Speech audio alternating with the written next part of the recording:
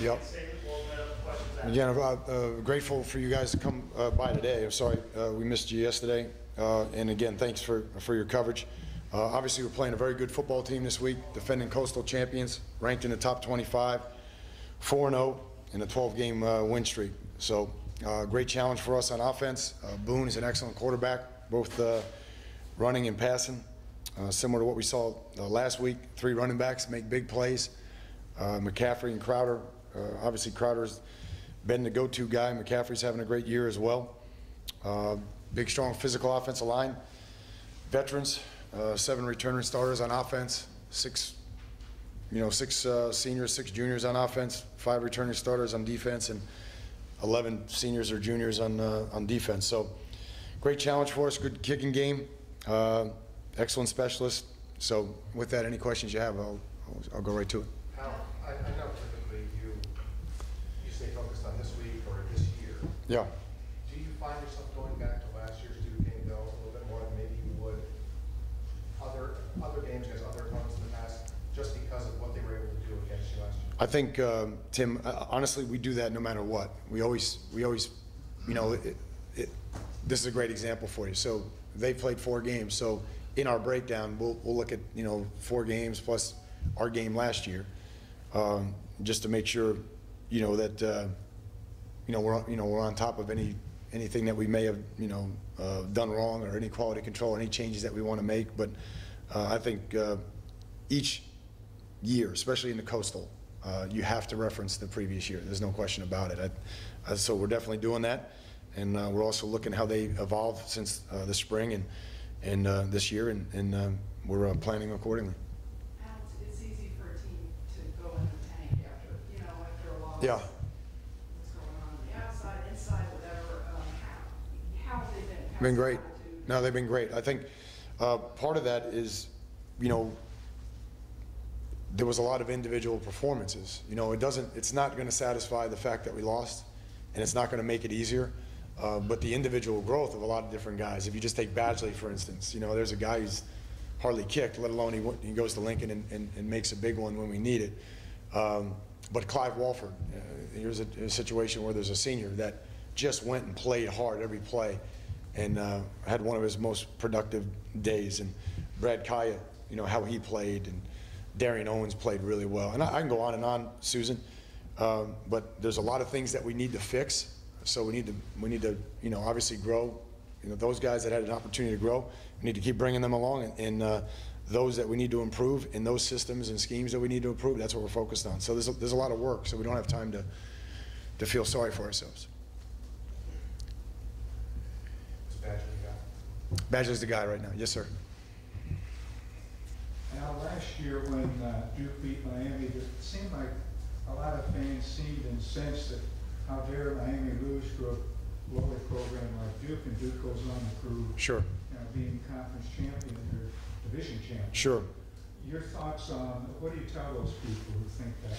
Again, if I got to tell them something, then I got to always tell them something, so I don't really get involved in that. But I will answer your question this way. I mean, I think there's a lot of people that watched the Chick-fil-A Bowl and we're like, well, wait a minute, they're doing it versus Texas A&M. So that has nothing to do with the Miami Hurricanes. The Miami Hurricanes have to take care of what the Miami Hurricanes have to do, and obviously we need to play better on defense, both based on last week and last year against this team for us to be successful. But clearly Duke has made a lot of progress, and they're the champions right now in our division, and that's the way it stands, period. Is Duke getting better athletes than they used to have, or is coaching better, or both? Again, I think they're improving.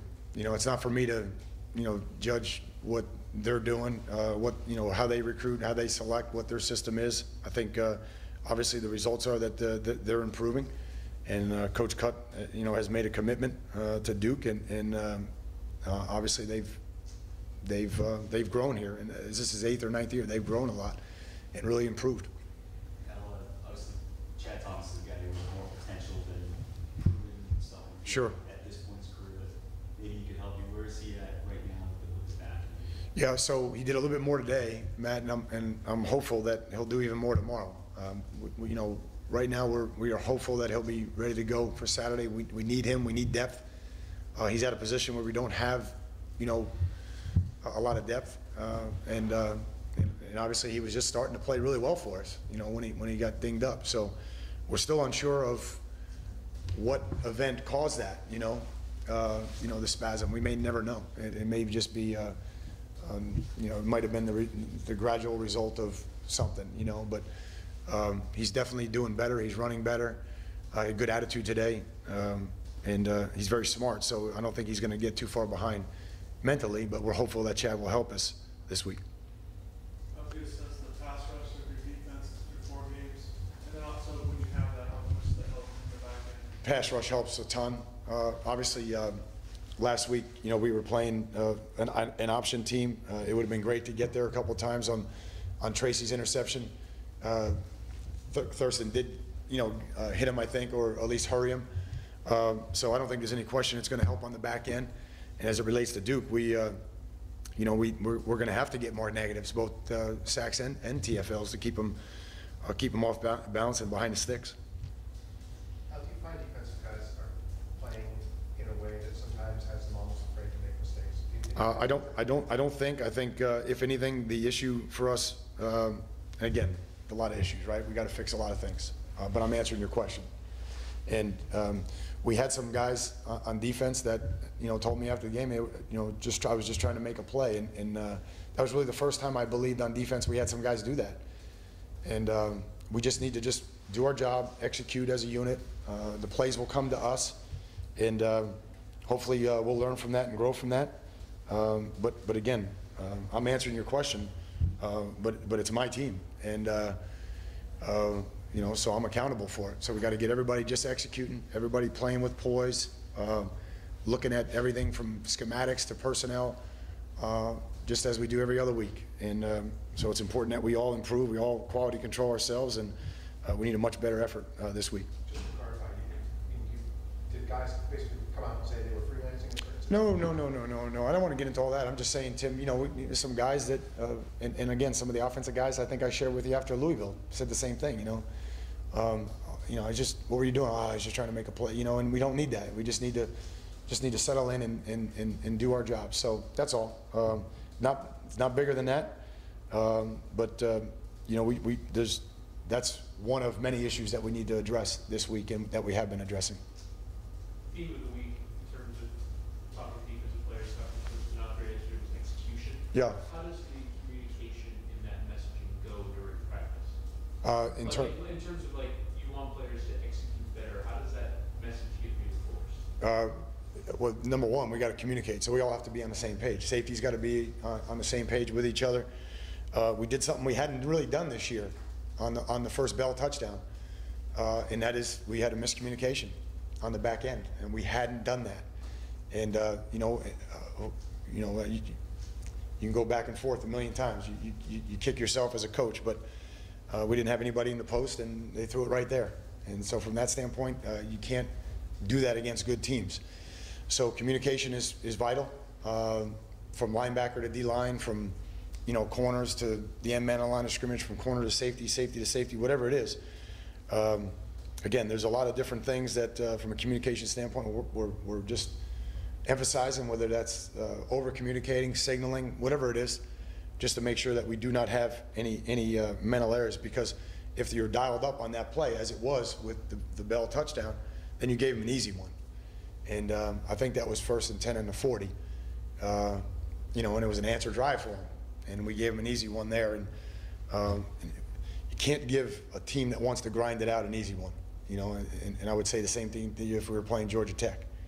You know, when those play actions come, you can't give them the deep one. You can't do it. And we did it. With the week, reflecting the day off, the rain, Yeah. you guys behind schedule? Nope, we'll be good. We'll be good to go. Kids did a good job. Coaches worked really hard to get caught up in all that. And again, I appreciate the staff, because they walk right off the plane at 5:30 and come right into the office. You know, and then you almost feel like you lose a day of sleep, but and then they're back in 6 a.m. on Monday. So I'm grateful to them. They did a good job. The players equally as good. And again, we're not satisfied. We're not happy. But we are excited to be in a Coastal game and playing at Sun Life, and excited about the next opportunity. And that's it. So I think the team has carried it over throughout the week. Just to get back to Duke a little bit, you've been a part of what it's like to rebuild a program that was considered not one of the stronger teams. Yes, very nicely put. How much work has gone, has put into what he's Yeah. done there? And how tough is it to do something like that? You guys may know better than me, but this is either 8 or 9 year for him, right? So again, a lot of hard work, and continuity and consistency of message, and staying with your plan and recruiting to it. I think you can all see that now. You can see that now in what he's done. So again, my hat's off to him, and it's going to be a great challenge for our guys, and we're excited about it. How do you convince recruits during something like that, during that transition period, to buy into this is not the program it was?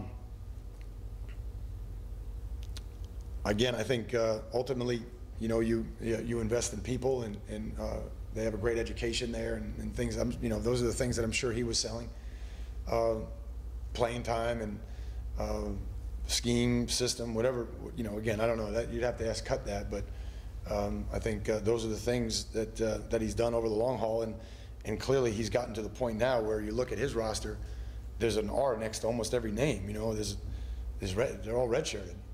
And when you can start doing that with your program, then you have symmetry, and then you don't have to play as many young guys. And clearly he's done that. I don't know how many redshirts, but I'm looking at the roster. There's a ton on his 2 deep, and that usually is symbolic of a program. A program that's settled into a system.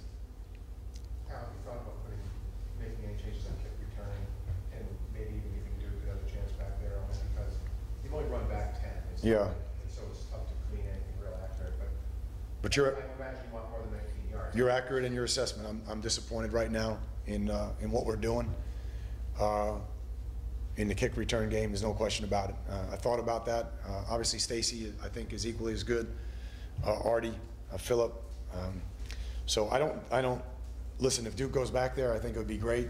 But it's not like I don't think the other guys can do it. We got to do a better job executing. And your criticism is right on there. We have not been what we need to be in the kickoff return game. Period. How's Alex Golden? He's doing better. I don't know if he's going to make it this week, but he is making progress. Any other injuries there while we're on the subject? Stacy's shoulder. Stacy's good. He's still fighting there. Stacy's good. Yep. Rashawn Scott is not ready yet. Rashawn Scott is not ready. Gall is not ready. I don't think anybody else. Gudis is not ready yet. Any progress there? Progress, but he's not ready. With Scott, do you expect that to be a long-term thing? Matt, I thought he'd be ready last week, and so I'm disappointed he's not ready this week. And we're getting to that point in the season. We gotta figure it out. We have a lot of football left, though. Obviously, we haven't kicked off the ball in the Coastal, so we'll see. We'll see where that plays out here this week. I know this can change with every position, but how much right now is the quarterback position? How much does that belong to Brad Guy? Well, again, I always stop short of saying anything belongs to anybody. They belong to the University of Miami, and I think Brad has been humble. He's hungry. He's focused right now. He's not worried about anything else. And obviously, he should have gotten. Like, I think we can all be on the same page that he should have gotten a lot of confidence from his performance the other night. Now, we can't beat Duke, who doesn't turn it over, if we turn the ball over a bunch of times on Saturday. All right? We know that, but how can you not go into that environment as a true freshman and do some of the things that he did and not have confidence? So I think he has confidence, and obviously Jake and Ryan are competing their tails off, and Ryan is looking healthier each week, looking better. So I'm not ready to say it belongs to anybody, but Brad had a good 2-game stretch here, and we just got to protect the ball better. Gary? Yeah, I know you were probably kind of blindsided the other night. It wasn't fair, and didn't have time to think or whatever, but you come back in, you're looking at the tape, that they're going for 8, they're hitting a bubble screen for 14, they're going for 8, and it's going on the whole game. Is there ever a point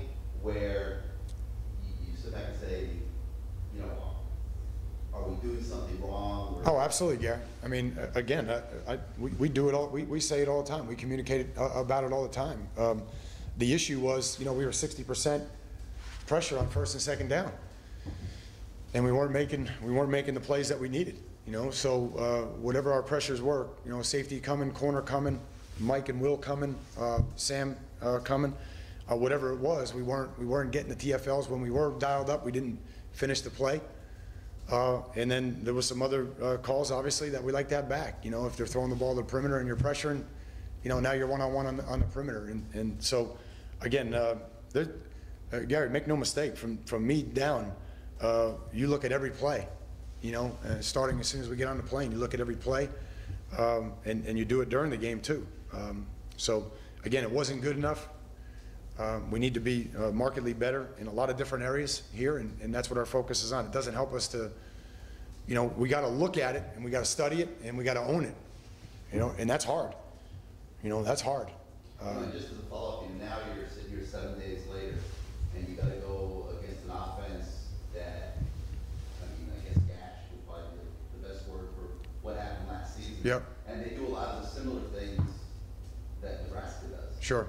And how, as a coach now, do you have to approach that in terms of what happened, you know, now 4 days ago? Yeah, just try to break it down. Try to break down every scenario, whether it's the perimeter game, the quarterback read or keep game, the different runs that they have, whatever it is. Break each one of them down into components. Make sure that we have the right call. Make sure that we're personnel the way we need to be personnel. Make sure we have the front set the way we want it front set. So, again, we didn't execute well enough. We didn't play well enough. And sometimes when I say we didn't execute well enough, people think I'm talking about the players. Execution is all of us. You know, if we don't execute well enough, you know, then that's all of us. That's the call, the execution, the teaching, the preparation, and ultimately the outcome. We're all responsible for that. So, you know, I think our guys have had a good attitude this week in terms of what we need to fix. I think the guys that made mistakes have been accountable, and that's helped. And I think they know what's at stake this week. Anything else? Coach, you're playing young players, Kaya, Barrios, Owens, true freshmen. Is there any worry about consistency? Yes, Those guys? absolutely. Young players have tend to follow sort of swings in performance. How difficult is that, or are you concerned at all about that? Yeah, I'm always concerned when you play young guys that you know, the way you build consistency is through a process, and a lot of them, you know, luckily in the case of Brax and Brad, they're very process oriented, you know, so there's consistency in their personal life, there's consistency in their you know, educational endeavors, you know, and then obviously that leads to consistency here. They're not behind a lot, they're staying with a process, they're doing a little bit each day instead of getting behind. So that's where a lot of the inconsistencies occur, when your house is not in order. And so are we all there? No way, no way. You know, and I would say there's some sophomores in that group or some redshirt freshmen. So yeah, so when you play a lot of young guys, I think you get that. But we need our older guys to step up. And in a lot of instances, you know, Friday, most particularly with Shane and John Feliciano and Clive Walford, those guys really stepped up and carried the flag, if you will, in terms of what the young guys need to follow in a game like that. Anything else? Thanks, guys.